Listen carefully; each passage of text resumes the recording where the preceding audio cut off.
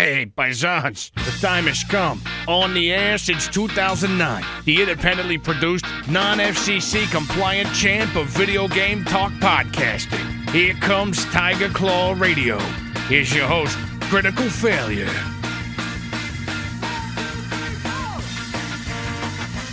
Welcome everybody to Tiger Claw Radio. This is your host, Critical Failure. Now I know it sounds like there's a lot of static in the room, but there isn't. I just have tons of fans on because it's been roasty toasty in here, and now it just feels nice and cool and perfect weather to talk about video games. Quite an episode this week. I actually got a couple of van casts, which is great. Took advantage of some time going out to get some food. We're going to do the sort of a Game Boy themed episode in honor of my bro, who's on a bit of a Game Boy kick. So let's start with some Game Boy tunes, huh? Let's see. So I'm going to do this a little bit different in the tunes department. Now, a lot of times I like to play chip tunes if I can. But this time, I'm going to play an actual classic game OST track from the Game Boy. And you guys are going to guess what game it's from. And we'll start easy. Let's start easy, all right? Anybody who played Game Boy back in the day knows this one. You're listening to Tiger Claw Radio. Stick with us.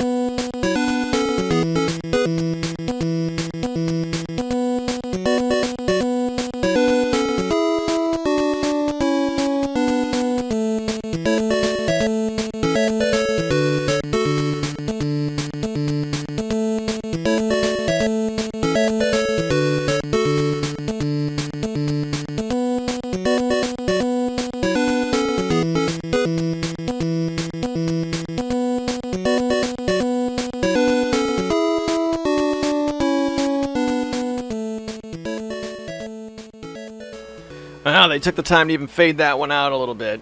You know, you get these OSTs for games where the songs were designed to be played in an infinite loop.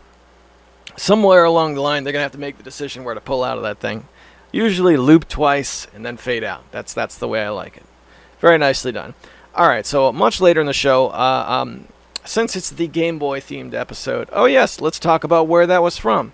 That was from Super Mario Land, of course. Come on now. You know that one. Had to start easy. Not the first track, but I think that one comes into play second world or so. Man, and I haven't played Super Mario Land in a long time. I liked it. It's a good game. I know that in the Mario Maker game that came out a little while back, Mario Maker 2 on the Switch, there was some Super Mario Land themed power-ups, including the weird amalgamation of the fireball, of the fire flower that Mario Land had, where it's just a ball and it kind of only bounces once and then shoots around.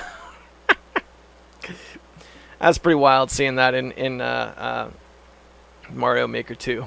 Good stuff. Okay. So let's shift gears a little bit, and we're going to head to the van, and I'm not going to say anything about it. Let's find out what we talked about together, because let's be honest, I don't know. We're heading off to the van now.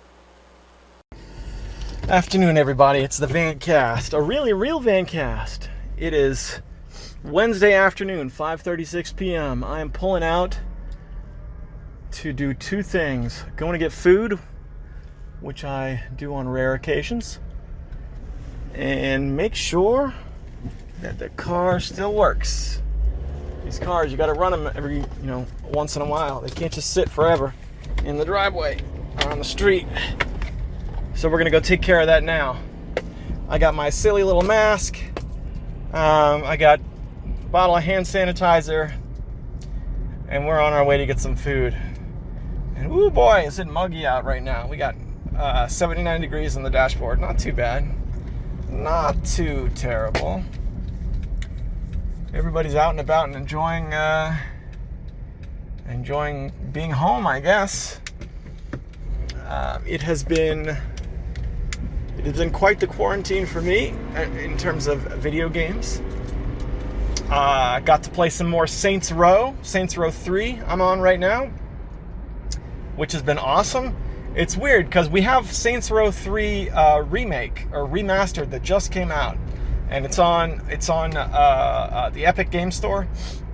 And I swear I got on my Saints Row kick, not having any idea that this was on the horizon. I played all the way through Saints Row 2, which took me. I honestly don't know how long it took me to finish the story, but it was about 55 hours before I got tired of the game and decided to move on. Finished out that story. I installed Gentlemen of the Row, which is the enormous mod overhaul. Then I kicked around some more, did some submissions that I missed, and that was really it. Gentlemen of the Row was an awesome mod for Saints Row 2, but it also introduced a lot of stability issues. The game started crashing on me every once in a while. So and even though it added a bunch of stuff, it didn't really add a whole lot of replayability, to be perfectly honest. Like, it added a couple new vehicle shops where you could buy some of the vehicles you couldn't previously purchase, which was kind of neat. Like, you can get the hot dog mobile, but tricked out in purple, like for your gang, which is pretty fun. But there weren't any like new missions or that kind of thing, So whatever. So I moved on to Saints Row 3, and I've been playing. By the way, I'm talking about the vanilla Saints Row 3 that you get, that's been available on Steam for years, not the remastered version. And I was upset. Well, not upset, but I was kind of shocked to find some of the online features broken. I kind of didn't realize that it was that old. I mean, this is from 9 years ago or something. There's a place where it's like, click here to go to the online manual. This is all in-game, by the way. And you hit that option and it opens an external window, which apparently used to go to a manual online and now just goes to whatever, advertisement that company is doing now. Which is, I think games ought to stop doing that. I think by now, programmers ought to realize that your external resources, right, your external information that you're hooking up to the infrastructure of the game, that stuff isn't going to stay online forever. It always looks bad when games do that. The only other instance I can think of that comes to mind is SimCity 4. You ever play SimCity 4? It's the best one of all the SimCity games. It was the last SimCity game before it became, a modern-day EA disaster. and they started making weird spin-offs, and then this new one just kind of crashed and burned. SimCity 4 was the last masterpiece in the SimCity series, and it had the same kind of deal. There's a big button front and center that's like, check out the manual, do the online features, and you click it and it just takes you to like the Electronic Arts homepage or something now. Pretty awful, but you know, it is what it is. Yeah, so it's really all been about Saints Row for me when I'm playing by myself. Saints Row, and then a lot of NGU Idle. However, competition has heated up in my house in the Super Nintendo area. My wife and I started playing Tetris Attack again. Now, years ago, like 10 plus years ago, Tetris Attack used to be our game. Every night before our kids were born, we used to, play Tetris Attack a few rounds. And we both got really good at it back in the day. And she in particular, she got very good at it. And then when we got into the Wii, we got Pokemon Puzzle League from the Virtual Console. Now that stuck out to me as a game that I spent a lot of money on, because I specifically bought an extra like classic controller, and I had to buy the card, which was a $20 card for a $10 game. So I remember that one Virtual Console game costing me like $35 or something. It cost a lot because of the controllers and whatnot. But played a lot of Pokemon Puzzle League, and then we set it aside for quite a long time. And I honestly couldn't tell you why. I'm inclined to think it was because my wife got so good nobody could touch her, and it just got difficult to play. But we picked it up again in the last couple weeks or so, and it's been a great time, man. I really have been enjoying Tetris Attack a lot for the Super Nintendo. I've always looked at it as one of those handful of games that you just cannot emulate. You can't do it. If you've never played it, and that's all you have access to, by all means, it's a great puzzle game. I would suggest checking it out. But to play at the level my wife and I play at, everything's frame perfect, and you can't bear to lose even a second of the frames. And on top of that, there's the few times I did try and emulate it, the music was always off in that game. Just one of those games that they never quite got the music right. There were a couple of times where it was like, hey, look, I put Tetris Attack on this device so that when we go on vacation, we can hook it up and we can play. Whenever we tried it, it never quite worked. It wasn't quite the same.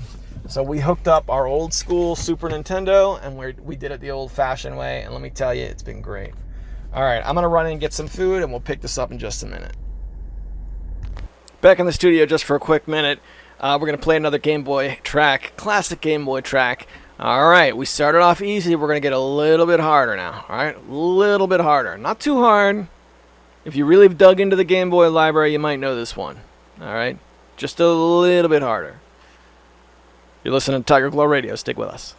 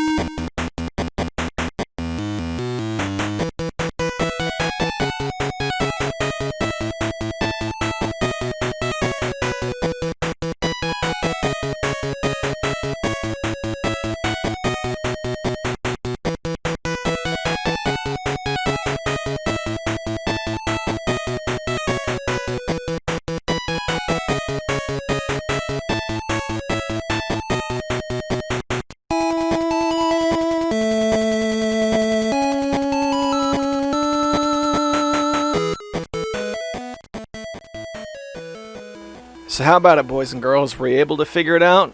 Yeah, that's Balloon Kid. Stage 1 from Balloon Kid.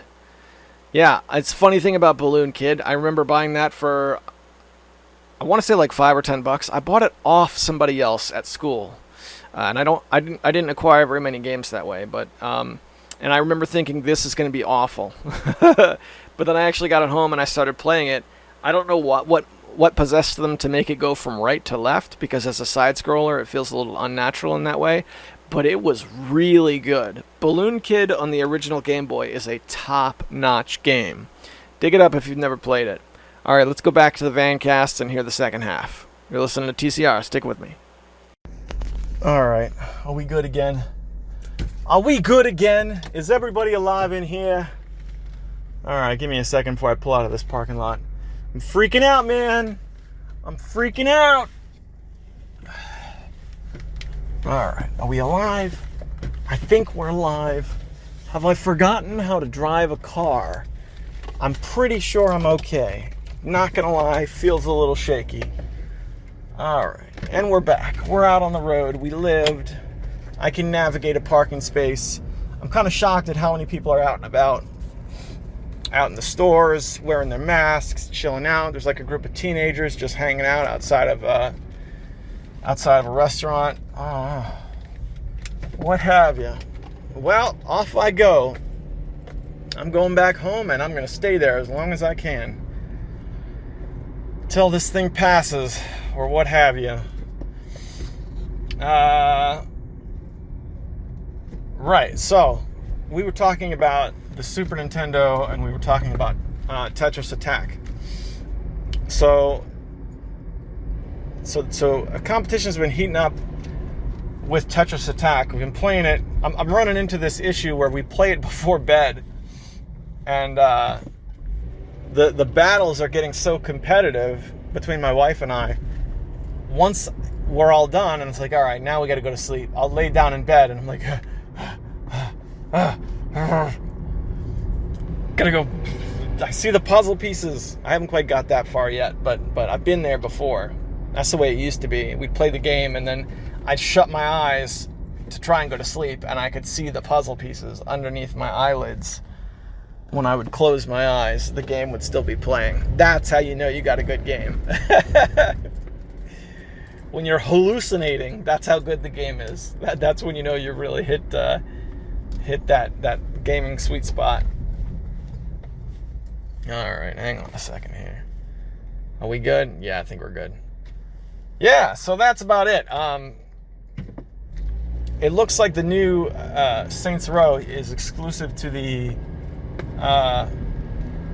Epic Game Store, and there are a couple of people who are upset about that. I don't know, whatever. At this point, it's just like, I don't have an awesome like graphics card and whatnot, so the graphics overhaul alone is not enough to make me jump platforms like that. So I'm happy with my vanilla Saints Row 3, unless something happens with the mod ecosystem to make that a more attractive title. I'm good with what I have, but people who have played it have said it's really nice. So if you've never played Saints Row 3 and you don't have any problem doing business with the Epic Game Store, then the remastered version certainly does exist. That is a thing that exists in this world, if you so desire. But man, is that game a gem, and man, does the original version, the OG version, still hold up. It really does. Having a good time with it. Having a good time shooting fools and stealing cars. I kind of wish we had a little bit more control over the radios, I'm not going to lie. The music selection in those games is not big enough to really support the amount of time those games usually demand. I had this problem with Saints Row 2. The songs just got old to the point where I had to turn off all music in the game. I had to turn it all off and then just put on my own music, and that's the only way I could make it tolerable. There should, even in like The Sims, you could build a custom radio station and put in MP3s or Ogg Vorbis or some sort of music format and have it flow through and be visible in the game. All of these sandbox GTA spin-off types of games should have that, I think, at this point. It really should. Now, again, I haven't played Saints Row 4. I don't know what that's like at all, but yeah, that's been a little bit of an issue. I don't know. Small complaint. Teeny tiny complaint in an otherwise really fun game. A lot of good times. How we doing? All of my PS1 imports that I talked about for the past several weeks are still MIA. Nothing on that front has shown up at my door, which is kind of sad. It's made me extremely gun-shy about not just importing, but really buying physical games at this point, which sucks because I, would love to get some more physical games now. We got the Super Nintendo hooked up. I want to get an official Super Nintendo controller because we only have one and it belongs to my wife. So I use a knockoff controller every time we play Super Nintendo. I gotta fix that. And not importing makes it harder because I believe that the Super Famicom controller is just the same controller, right? And it's less expensive. I haven't done extensive research, but I seem to remember that being the case. So it would be nice to just order a Super Famicom controller for $10, have it get here in a month, and then be able to jam out in a competitive level of Tetris Attack, and that would be awesome. But I don't know what I'm going to do now. Just continue being bad, I guess. Well, I'm about a block away from the house now. I kind of wish this was a little longer because I've enjoyed doing the Vancast. I miss these. I miss being able to talk about video games in this environment. It's always been a fun thing, and it's one of the things that's kept TCR going for as long as it has been. But I'm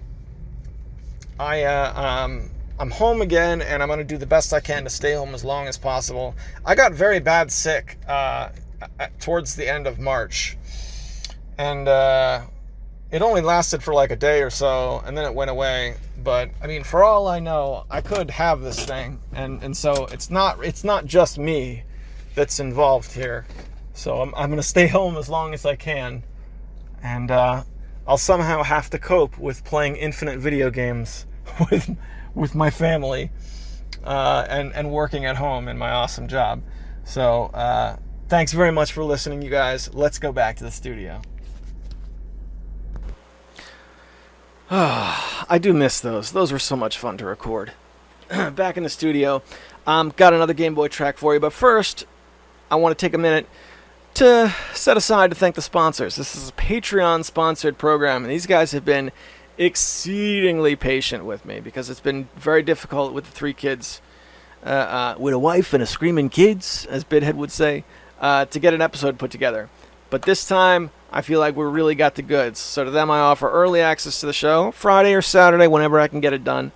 And I also read their names off in a hall of distinguished gentlemen. They are Hemrock, Sendu, Tecmo Balls, Darabka, Konstantin Kelman, and Eric Kentroller. Thank you guys so much for your patience and your support. I hope you're enjoying the party. And with that, let's check out one more track for the Game Boy, all right? Now we got to crank up the difficulty a little bit. Okay? Now, this is one that not everybody's going to get. And let's be fair, I only know where this is from because I went to the internet and caught it. If I had just heard it, probably would never in a million years place it. Stick with us. Let's see what you can do. You're listening to Tiger Claw Radio.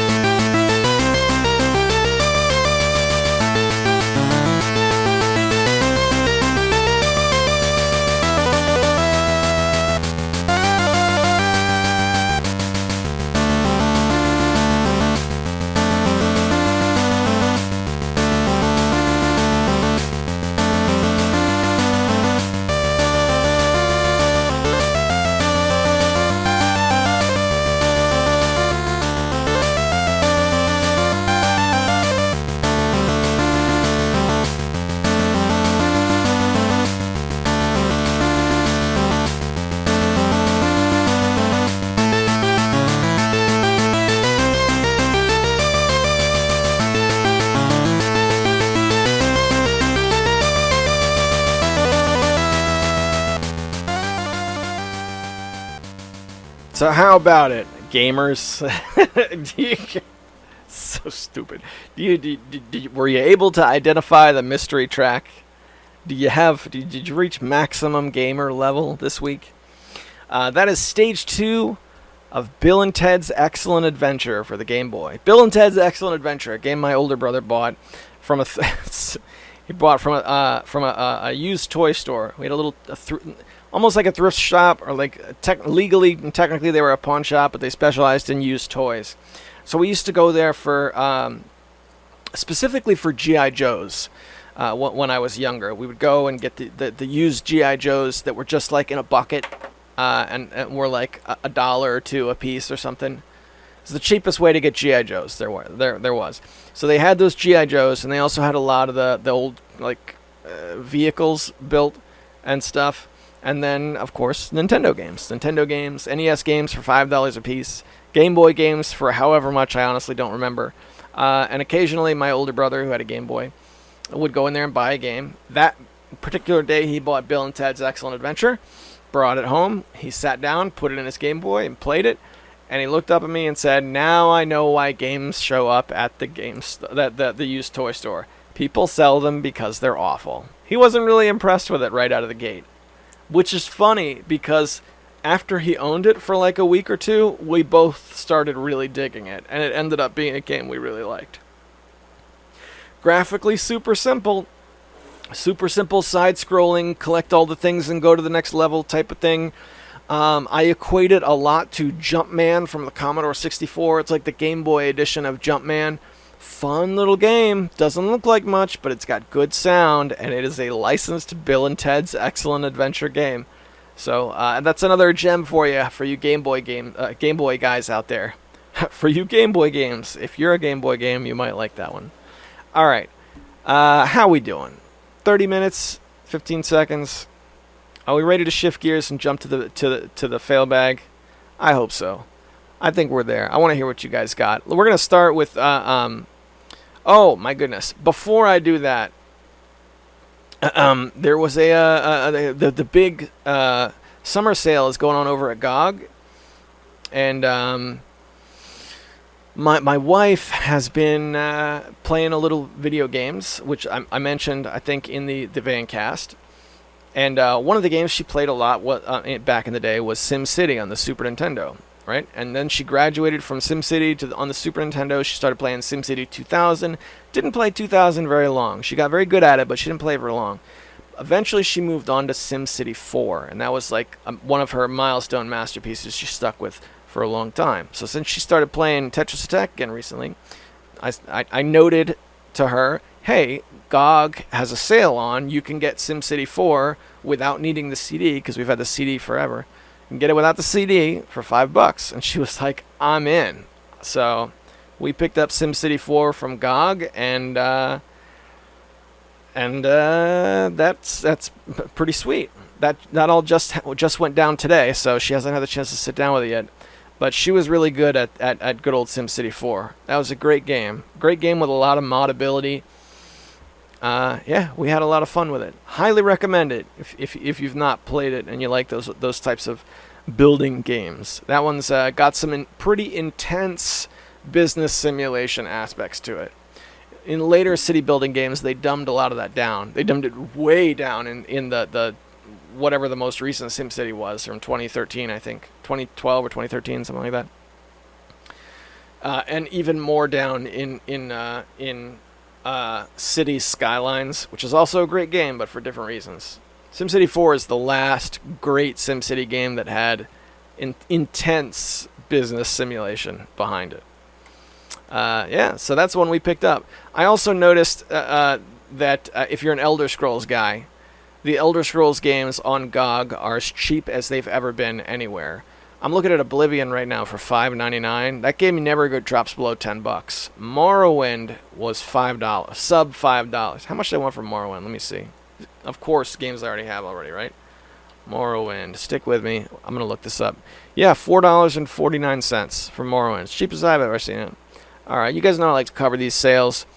GOG's got the goods. Steam doesn't really have a whole lot that I'm interested on sale right now, but their big summer sale is yet to come. All right, so now that I've gotten all that out of the way, now let's jump into the fail bag. So we're going to start with a letter from good old Hemrock.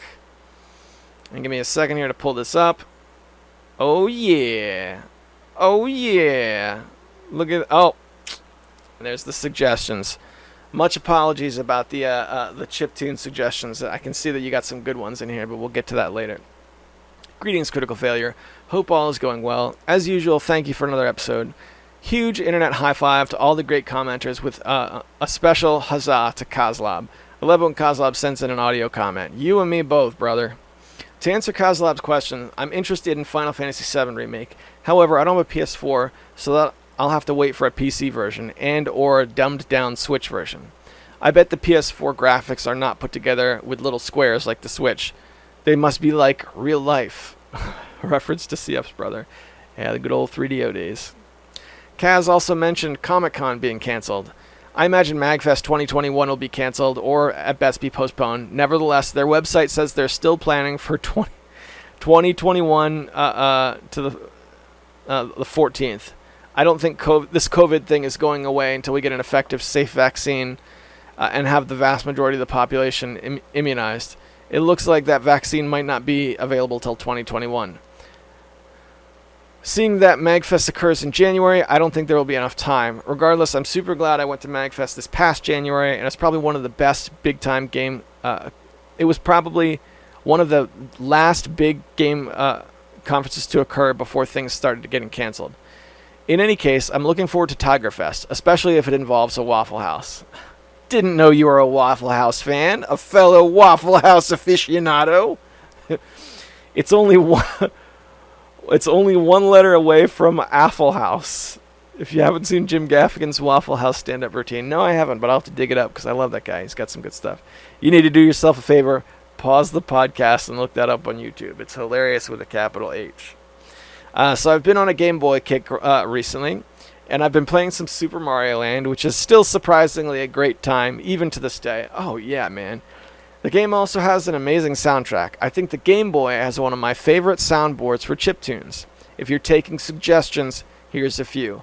Super Mario Land, the Staff Roll, Spanky's Quest, Tower 5, and Mega Man 3, the Wily stage.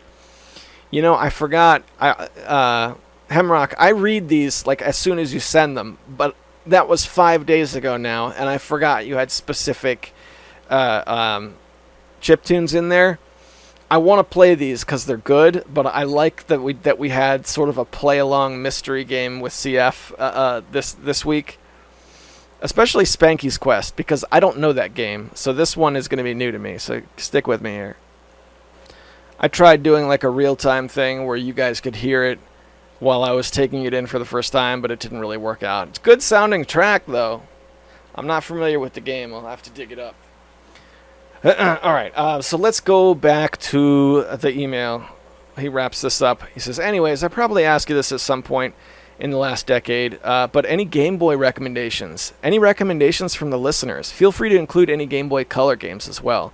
I know you're a fan of Elevator Action. Keep rolling retro. Yes! Elevator Action! It's the best Game Boy game. It's the best... Okay, every version of Elevator Action is great for one reason or another. The Nintendo game is stripped down. It's arcadey, feels very 80s, but it's still fun and engaging. Later on in the life cycle, when you started hitting the Sega Saturn, those games are really slick. They're really cool. Trench coats, guns, all kinds of stuff. The Game Boy is its own beast. That game, when I was young, it's one of those games that hit me when I was just the right age, okay, like 10 years old. But then going back to it later as an adult, I'm still like, yes, this is a really slick game. Elevator Action on the Game Boy is a great pick. Now, if you'll stick with me, I'm bending down to get my box here. There are some recommendations, but let's take a look at my box and see what we can come up with. Now, I have my stack of games downstairs because what I've actually been playing on the Game Boy probably wouldn't go down as useful recommendations. I've been playing a lot of Pachinko. Chessmaster gets a lot of play on my Game Boy. I've got, I don't know what it's called, but I have a Japanese like slot machine game that gets a lot of play. You know, that kind of thing. But let's look at my box for some of the games that I actually really dig that I think are worth getting. Of course, my Pokemon Blue, which I got from you, by the way. Dr. Mario has a really good, believe it or not, a really good Game Boy port for the old gray Game Boy. I like the, believe it or not, I like the, I guess you'd call them black box sports games. Like, I like the original Game Boy Golf starring Mario. And then I also have the Japanese version of baseball. Those are both pretty good. Not like games you'll play forever, but I've got Kirby, but it's Japanese, so I'm trying to think of what the actual name is. Kirby's Dream Land. Yeah, there you go. Remember, there's no region locking on the Game Boy. There wasn't even physical region locking, and a lot of those first-generation games, they were just the same games that we got in America. So the title screen's a little different, and the label's a little different, but Japanese Kirby's Dream Land is pretty sweet. It's a great system to import for, because the import games are cheap, and there's plenty of them, and yeah, lots of good stuff to play. Yeah, like here's another great example of a game that I enjoy, or that I played a lot that you're not going to want. 4-in-1 Fun Pack, because it has backgammon and chess. Yeah, no thanks. Here's one that my older brother had when we were kids. Hikani Alien. I think that's how you pronounce that. Heianky. Hanky. Hanky? Hanky Alien. Is it Hanky or Hankyo? I don't know. It's a game where it's top down and you walk around in a little sort of area, almost like a Pac-Man style area, or not Pac-Man, Bomberman, something that looks like Bomberman. But instead of trying to blow the monsters up, you dig holes, and they fall in the holes, and you have to bury them. Couple of really good games, really good, not just nostalgia goggles good. F1 Race is really good. Super RC Pro-Am, both good games. What else I got in here? Do you have... You're a Zelda fan, right? My all-time favorite Zelda game is Zelda Link's Awakening. Okay, all-time favorite. They made 2 other games, Oracle of Ages and Oracle of Seasons. I've got both of those. Those are worth playing. Get yourself a copy of the original Tetris. I enjoyed the Game Boy Camera, which is a fun little weird toy that has a sort of a strange rhythm box minigame in it. Believe it or not, when the Game Boy Camera came out, it was the world's smallest digital camera. That is no longer the case, but still a fun thing to own. Nintendo Tennis. That was a pretty good game. I wouldn't put that on my top list of games to get, though. What else is in here? This is kind of a weird one. Heroes of Might and Magic for the Game Boy Color. That one, like, they managed to get a playable version of Heroes of Might and Magic on the Game Boy. And it is playable and fully featured. But man, is it ever clunky. I think I paid $5 for that one. That's about fair, I would say. Anything else in here? I didn't realize I still had elevator action. Thought that was just memories from when I was a kid. I'll have to get that out and play it. I think the rest of my games are games that, like, I can't recommend to anyone. I've got a copy of Mary-Kate and Ashley Olsen's Winner's Circle if you want to race some horses. I've got a copy of Tamagotchi. I've got Caesar's Palace if you want to play some roulette. Where are all my awesome games? What happened? I remember having better games. Why do I not have Zelda? Where's my copy of Zelda? I had several copies of it. Oh yeah, here it is. I do have it. Link's Awakening. I don't have the gray card anymore though, just DX.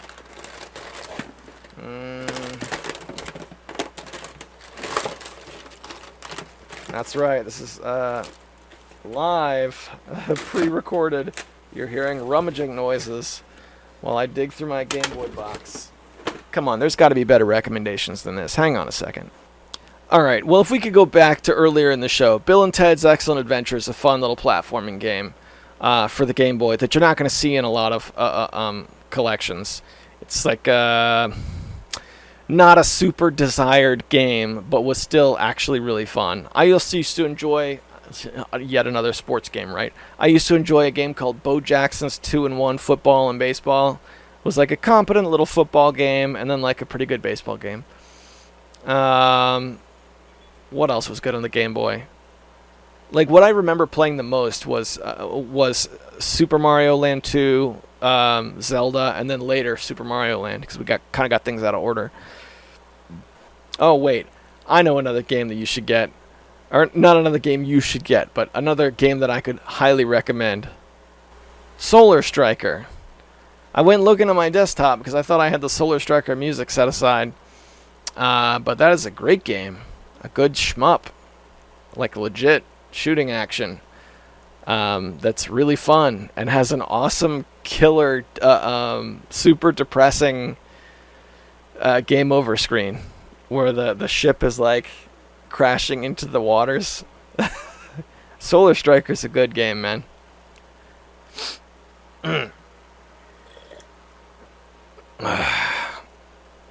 Yeah, the sound chip in the Game Boy is amazing. One of the primary tools that chiptune users would use back in the 8-bit collective days was LSDJ, which is a Game Boy game, stands for Little Sound DJ. It was a Game Boy ROM, so that was really popular. It wasn't available for free. You had to go to the site and buy it. It was like $2 to $5 or something. And then there was a flash cart company that would sell flash carts that partnered with them, and you could order a flash cart for the Game Boy that had the Little Sound DJ logo on it. And that's what I have. I've got an old style USB flash cart for the Game Boy, and instead of saying flash cart, it says LSDJ. And I have it flashed with LSDJ, so I can fire it up and make chiptunes with the old Game Boy. Yeah. Good stuff. One of the things that program does is you can there's a way you can build an MIDI interface that goes into the link cable slot on the Game Boy. So you put in a Little Sound DJ, then you hook up this this MIDI interface into the link slot, and then you can use a MIDI instrument to play the Game Boy sound chip, which is something that I've seen do in a couple of ways. In a couple very creative videos. Lots of good stuff, man. Play your Game Boy. Let us know what you're actually spending time on, because that is a truly beloved system. It really is. All right. Hemrock, my man, hope you're doing well. Oh, yeah, let's talk a little bit about MagFest. Whether they have it or not, I'm not going, because I've got 3 kids. I'm committed to being safe. I'm committed to doing what I got to do. So I'm not going this year. I'll go when all this clears up. We'll do Tiger Fest when all this clears up. Oh yes, if I could go back to recommendations, here's a good one: Game & Watch Gallery 3. You like Game & Watch games? They're a little simple. Those Game & Watch galleries are very well put together. So Game & Watch Gallery 3 is pretty good. Okay, let's jump over to YouTube and read some of the comments from this past week. My throat's starting to hurt. All right. Desm101 writes, "Hey man, that's an awesome story about the 3DO. My first time seeing it was pretty much the same. I remember seeing it at Electronics Boutique and being very impressed with the FMV and 3D graphics at the time. Thanks for checking out my video and talking about it. That's too kind of you, dude." 58 minutes in, he says, "Dang, that's a great list of Genesis games, man. Contra, Castlevania, a bunch of other good ones." I know, right? And that's all his. I'm giving him the keys to the kingdom, and he doesn't want it. He doesn't want it. I don't know. He's gonna want it when he's older. So, they are his. But I can't give it to him right now because he'll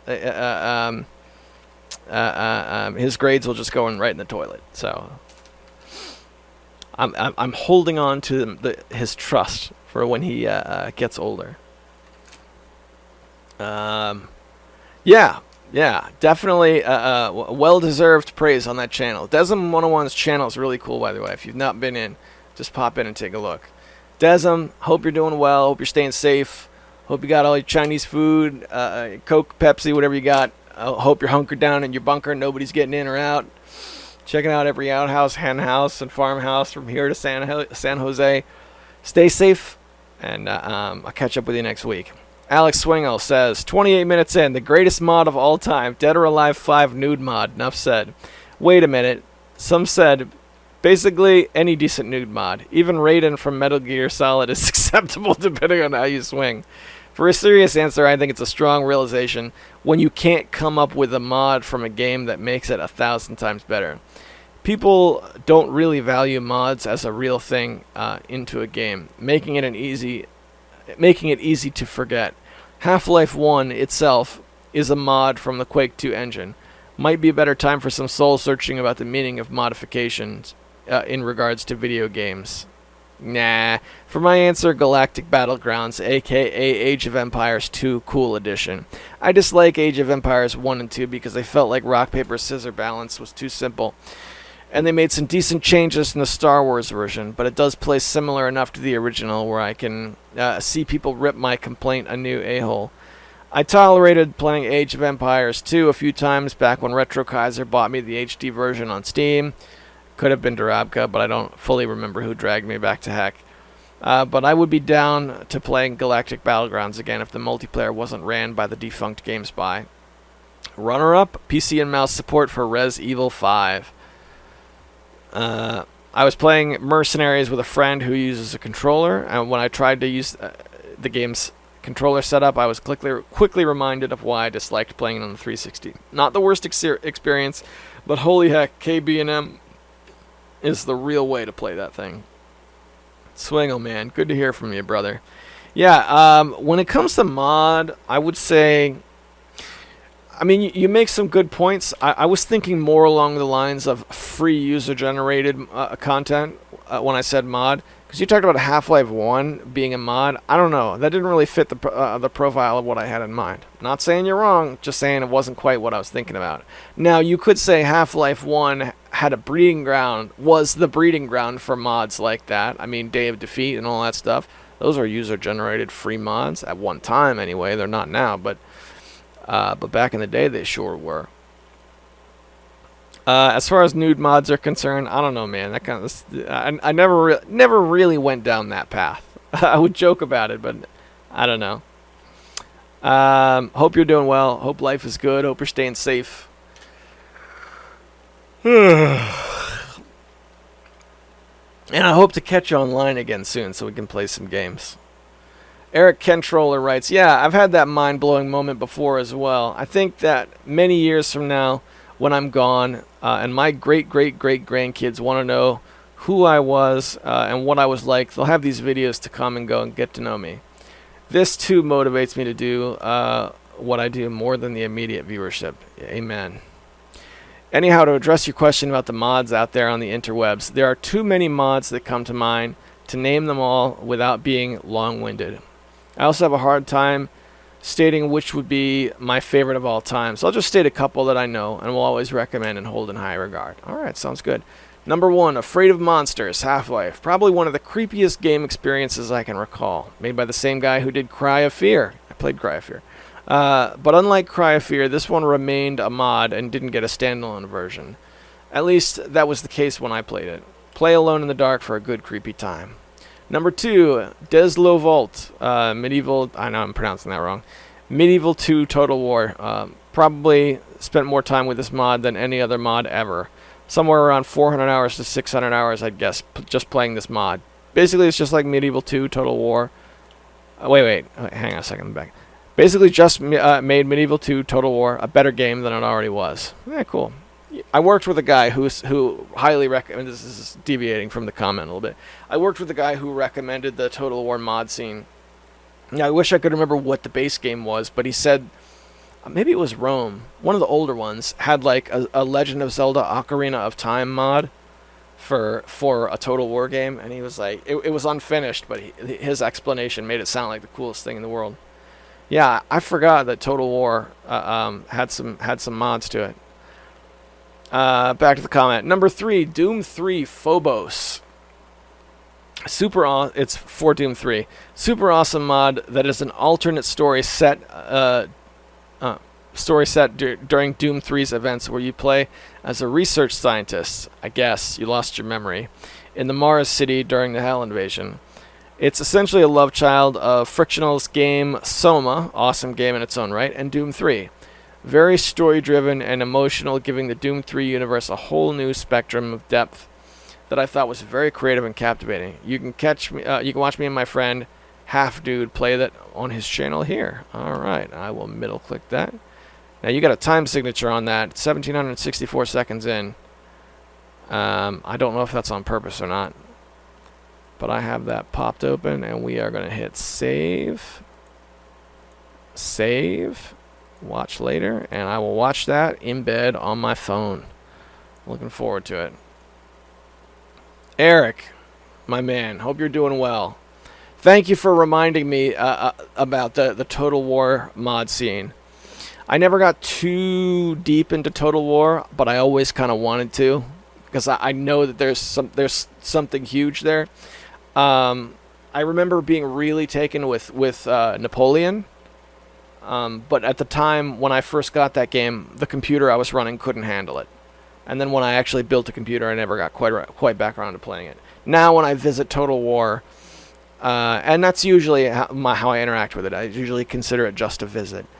I'm playing Rome Total War, not Rome 2, the old one from back in the day. I don't know, and I don't know what it is about that one. I think it's because I've tried to play the first Shogun Total War, which I think was the first one. Correct me if I'm wrong, but it was a little too old. I don't know. Not even the battles, just something about like the campaign screens leading up to the battles didn't quite capture me in Shogun. So yeah, I don't know. Cool stuff. Good to hear from you, brother. Hope your life is good, man. Stay safe. Mecha Menace. Give me a second. I gotta get some water. My throat's starting to hurt. There we go. I got some water now. Okay. Mecha Menace writes, you got some noise in your setup, and I wish you a happy Blueberry Cheesecake Day. You know, it's because my office is super heated, so I have 1, 2, 3 fans on. That's where the noise is coming from. I could get it under control, but then the office would be intolerably hot. So I can deal with it when I'm doing a lot of van casts, because I can do these in-studio recordings in short bursts, but it's just kind of a necessary evil right now. So I'm really sorry. I hope it's not intolerable. I bought my first computer game from Egghead Software. It was a disc-only Commander Keen 1 for $1. My brother knew what it was, but I had no money. And he convinced me to... Wait, I'm reading that all wrong. My brother knew what it was, but had no money, and convinced me to spend what I had in my pocket. Didn't that store double up as a bookstore as well? Maybe I'm conflating it with a bookstore because Egghead regularly appeared in hole-in-the-wall store fashion, like mall bookstores. Alright, quick break to talk about Egghead. It may have, but I was so young, I don't remember that much about it. I remember that our Egghead Software was in the back of Staples. Okay, so you would go into the Staples, and then when you walked to the back of the Staples, there was a door that would go into Egghead Software, and you couldn't get there from the street. Had to walk through the Staples. It's very weird. It's been going a long time. Might have been a bookstore. I don't know. I love that you got Commander Keen 1 for $1. I remember getting a couple disc-only things like that, but all I really remember from Egghead Software is we got Doom, the shareware version, which was in like a little paper envelope, and we got Hugo's House of Horrors Part 3, the one where he's lost on the island. We got that in like a hanging disc-only blister pack. It wasn't even in a box. It was in a blister pack. And that's really all I remember. I kind of remember what the store looked like, and I remember being there several times. My dad was a programmer at the time, so we were probably just going there for... I don't know, maybe it was a bookstore, because my dad had a lot of computer manuals, like a lot, like walls and a couple of walls filled top to bottom with computer manuals. So maybe that's where he was getting them, was that Egghead software. I don't know. I can only speculate. Let's get back to the comment. Your games will arrive from Japan land. Shipping will take a lot longer than usual. I ordered some parts from China in February, and I received them in May. Be patient. This whole global situation is screwing up international and even mail within the States. I've had mail sent within the contiguous 48 sit 2 weeks at the U.S. Postal Service distribution center before updating their status. You said your Populous cart doesn't work. Populous is a Sega Genesis. Oh, hold on a second. Populous is a Sega Genesis game that only works on non-TMSS Sega Genesis systems, the earliest models released in the USA. It may still work. Do you have a Game Genie? Now, I've never tried this since I don't own any games from that small list, but try popping Populous into the Game Genie and skipping past the code entry. Supposedly, it will work. It could also be a dead ROM or other issues. But when you said your Populous doesn't work, it very well could be your Sega Genesis revision. Alright, quick break because we got a couple things here. First, let's talk about the Sega game, or the imports. Comforting words on those imports. I'm hoping they do arrive. I got 2 Japanese imports today, the last 2 that I ordered. Gran Turismo, the Japanese PS1 version of Gran Turismo, and the Gran Turismo, or the Japanese PS1 version of FIFA Road to World Cup 98. Gran Turismo was $3.25, and FIFA was $1.50. And those came, and it took about 3 weeks. Not to say my other ones won't come, but I was like, yes, package from Japan, must be my PS1 games, and I opened it up, and it wasn't any of the games I was super psyched about. I was happy to get them, but I was also kind of disappointed at the same time. I don't know. So yeah, I would love it if they would show up. I'm just going to let it happen. Whatever happens, I'm going to let it happen. I'm not going to ask for a refund. Just let them come. And if they don't come, then the dealer can have the $20 or whatever it was, and it's okay. But thank you for the comforting words. I appreciate that. I'm holding on to hope. Your words about Populous are very interesting. I hadn't considered that.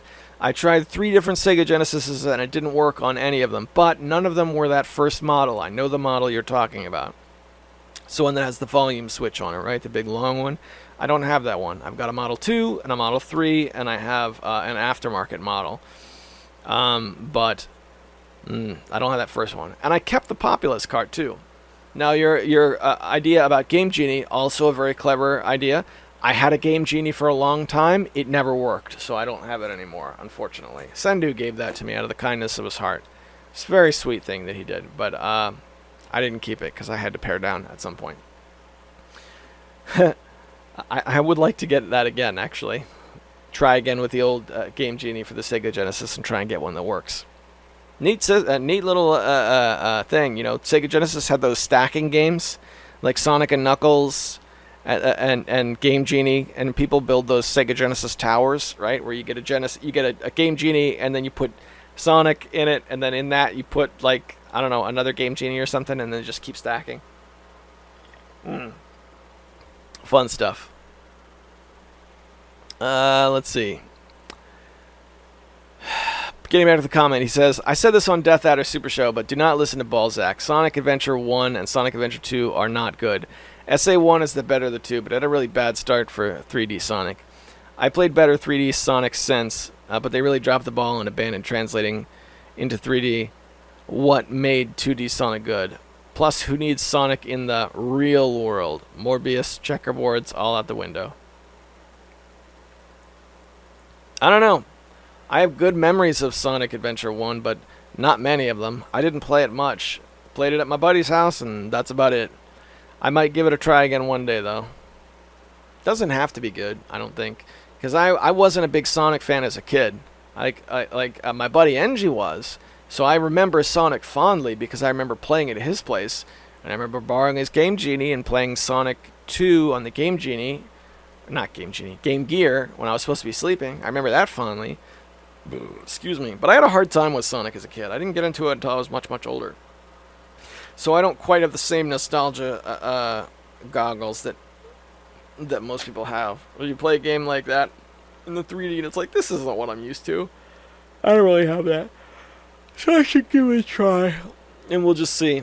And especially since we have a dissension in the ranks, which happens very rarely amongst commenters here. Once in a while it does, but not very often. One guy says it's good, one guy says it's not good. I gotta find out for myself, so that's on my list of games to play. Thank you both for pushing that to the top of my playlist. Did we go through everything? I think that's the end of our comments. And you know what that sound means, boys and girls. Time to hang it up for the day. It's late. I'm tired. Got to get some rest. Got a long day tomorrow. My weekend days, I like to let my wife sleep, so the kids and I do a few chores in the morning, and then we spend a couple hours, hanging out in my office. I cut the kids loose. They've been playing Terraria with the new update, having a lot of fun. And we're going to dig into that tomorrow and have a great time. So if you're out there, I hope you're staying safe. Thank you so much for the time you spent hanging out and just trying whatever we can do to get some positive vibes in our lives. I value the time you guys have spent here. Thanks so much. Stay safe. I'll see you next week.